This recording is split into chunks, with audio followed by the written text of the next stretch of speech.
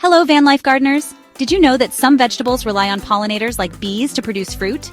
In a closed van environment, natural pollination can be a challenge. But don't worry.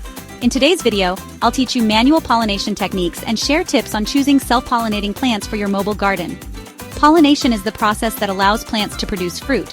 For vegetables like tomatoes, peppers, and squash, pollen must transfer from the male part of the flower to the female part. Without pollination, these plants won't set fruit. If natural pollination isn't possible, you can do it yourself.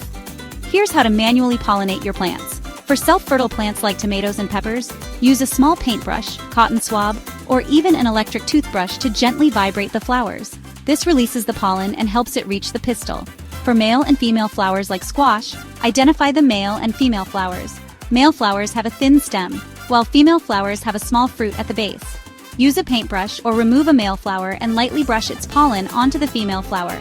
To simplify your garden, consider growing self-pollinating or non-pollination dependent plants, such as herbs like basil, mint, and parsley, leafy greens like lettuce and spinach, and compact vegetables like beans and peas, which have self-fertile flowers.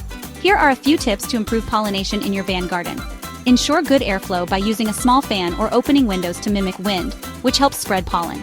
Place your garden near grow lights or windows to encourage flowering.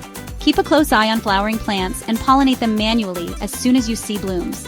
With these pollination tips, your vegetables will thrive even in the unique conditions of van life. Whether you're manually pollinating or choosing self-sufficient plants, you'll enjoy a fruitful and rewarding mobile garden. If you found this video helpful, hit that subscribe button for more van life gardening tips. Share your pollination challenges or techniques in the comments below, and let's keep growing together on the road.